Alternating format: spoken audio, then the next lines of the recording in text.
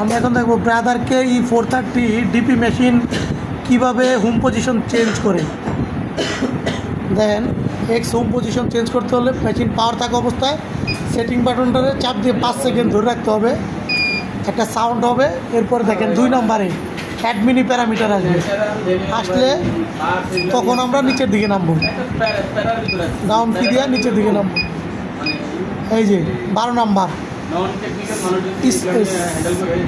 Step motor origin, এখানে আসার পরে সিলেক্ট চাপ দিতে হবে। প্রথমে আছে এক্স, দেখেন এই যে এটাতে চাপ দিলে চেঞ্জ হইতেছে, ওয়াই আসতেছে, এক্স আসতেছে। আমরা কি করব, প্রথমে এক্সের পজিশনটা চেঞ্জ করব।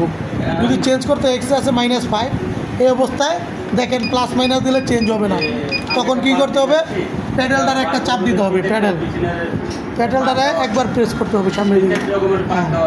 প্রেস করার পরে এখন দেখেন, এখন যদি আমি এটা চেঞ্জ করি, এই যে এটা চেঞ্জ হচ্ছে, দেখেন এই যে ফিডটা দেখেন, ফিডটা হাতে ধরেন, এই দেখেন এটা চেঞ্জ হইতেছে।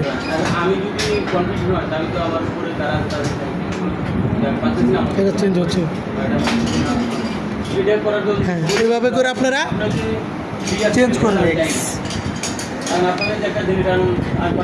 এক্স পজিশন আপনারা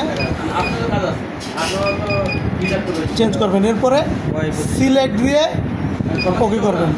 কারণ দেখেন ওয়াইও আমরা চেঞ্জ করবো, -11 আছে, কারণ এইভাবে দিলে হবে না। জাস্ট একবার প্যাডেল প্রেস করে নিলাম, একবার প্যাডেল প্রেস করার পর দেন এখন কাজ করবে। এই দেখেন এখন চেঞ্জ হইতেছে, এখন চেঞ্জ হইতেছে। যেখানে প্রয়োজন ওইখানে রেখে জাস্ট সিলেক্ট করে দেবেন, ওকে। তাহলে এইভাবে এখান থেকে বেরিয়ে যাবেন। Thank you.